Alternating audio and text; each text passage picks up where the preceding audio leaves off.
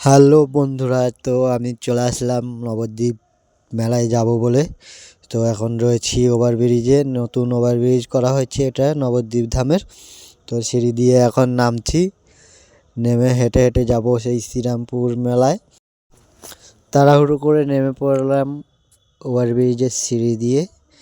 তো টুকটুক করে হেঁটে চলে গেলাম ওই 4 নম্বর প্ল্যাটফর্ম দিয়ে।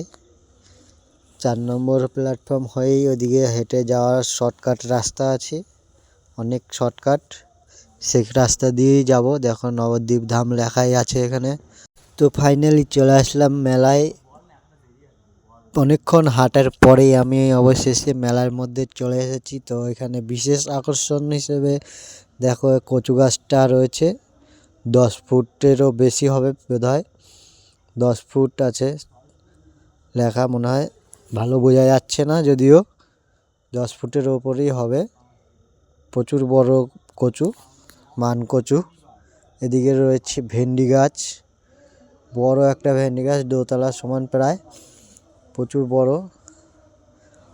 দেখো এদিকে আরও বিভিন্ন রকমের সবজি রয়েছে।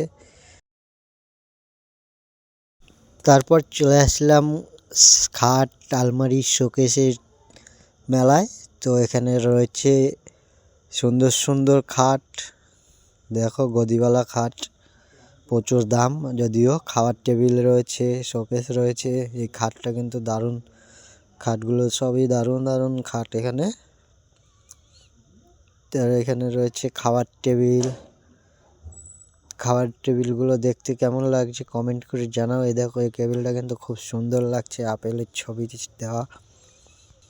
এখানে বসার সোফা রয়েছে ওইদিকে।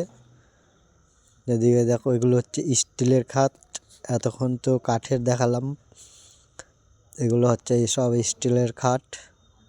সুন্দর সুন্দর ডিজাইন আছে, আর সব থেকে সেরা সুন্দর লেগেছে আমার এই টেবিলটাকে, সুন্দর লাগছে ডিজাইনটা।